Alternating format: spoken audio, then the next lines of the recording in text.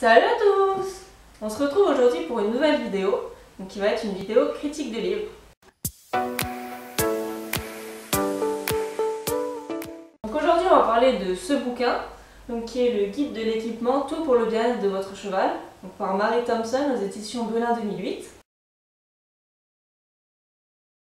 L'auteur Mary Thompson gère une SARL donc avec Trudy Anderson qui s'appelle Allure, et donc qui est un petit peu une entreprise à cheval entre la vente de matériel d'équitation et le saddle fighting. Elle est aussi en dehors de ça cavalière et propriétaire. Donc c'est un livre au format A5, donc c'est un format un peu plus petit que ce qu'on peut trouver d'habitude.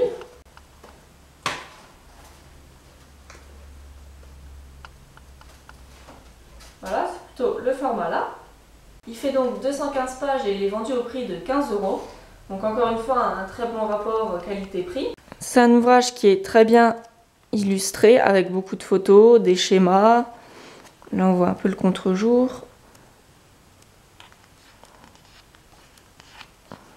Voilà, là on voit un exemple de schéma donc, qui présente la bouche du cheval et la dentition.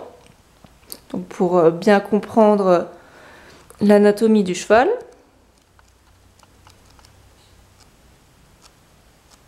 Là, on a également un schéma qui présente toutes les parties de la selle.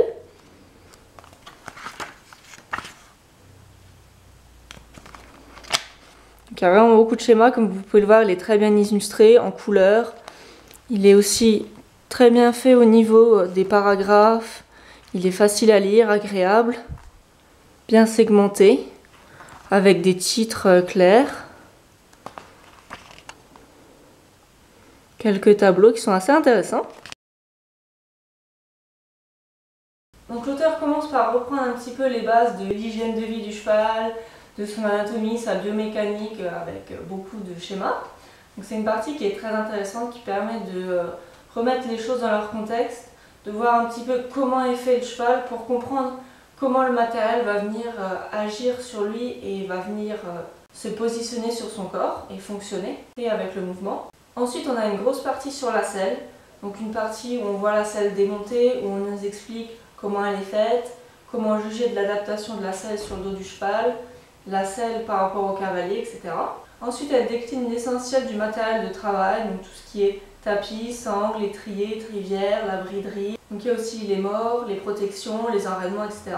Ensuite, on va avoir du matériel un peu plus pour l'entretien, donc avec les licoles, les longes et les couvertures. Et enfin, l'ouvrage s'achève avec de nombreux avis de professionnels, donc de corps très distincts, très variés. Donc on a des cavaliers, des professionnels de santé, un chauffeur, ostéopathe, on a une kinésithérapeute équin. Donc ça permet vraiment de mettre en lien le pôle santé et le pôle travail. C'est ça qui est assez intéressant. Donc on entre dans le vif du sujet en commençant par tout ce qui est anatomie, biomécanique, pour bien comprendre le fonctionnement du cheval. Donc le but étant de connaître les besoins du cheval et de pouvoir adapter en fonction de ça le matériel. On retrouve aussi cette idée du caractère unique de chaque cheval.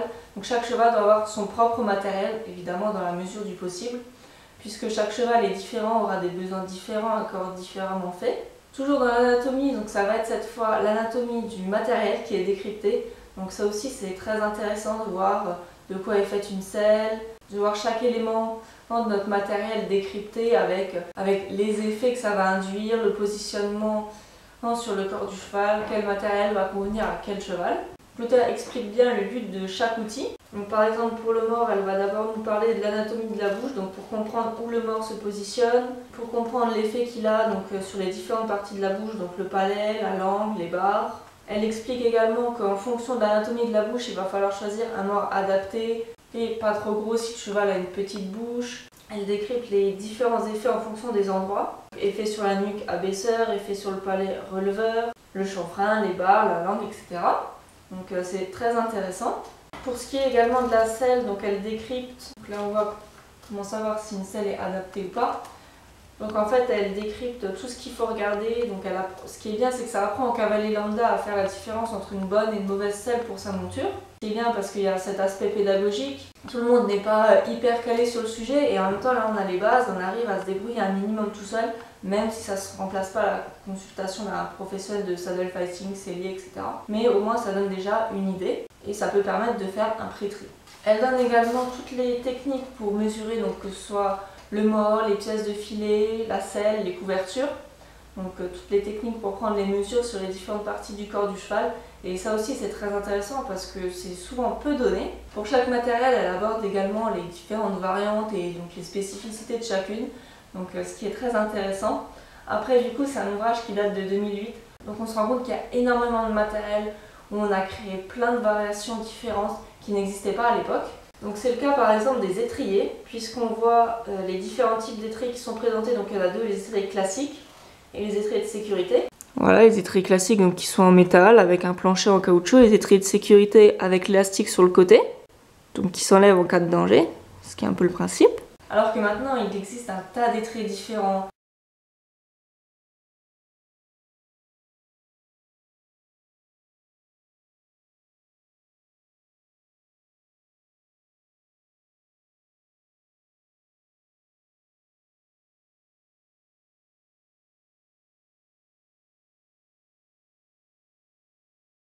Donc tout un tas de choses qui n'existaient peut-être pas à l'époque ou alors qui étaient vraiment très marginales. Tout un tas d'innovations dont on ne sait plus très bien différencier si c'est du gadget ou pas. Donc c'est dommage, ça n'apparaît pas dans ce livre puisqu'il est un petit peu plus vieux et ça aurait bien été utile. Dans la même idée, on peut prendre l'exemple du mors. Alors là, il y avait déjà beaucoup de morts différents, donc ça ne change pas beaucoup de maintenant.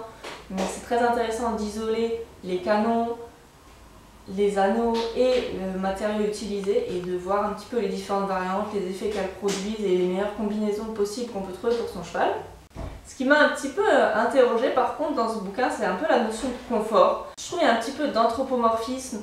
Par exemple, elle parle des couvertures comme quelque chose de presque indispensable, sans tenir compte des paramètres, selon si des paramètres comme l'hébergement du cheval, s'il est en box ou en pré, s'il est tondu ou s'il ne l'est pas. Donc ça, j'ai trouvé un petit peu dommage, un peu discutable on va dire. Est-ce que ça fait vraiment partie du cheval, de cette envie de vraiment avoir chaud, un petit peu à l'image des humains ou des chats?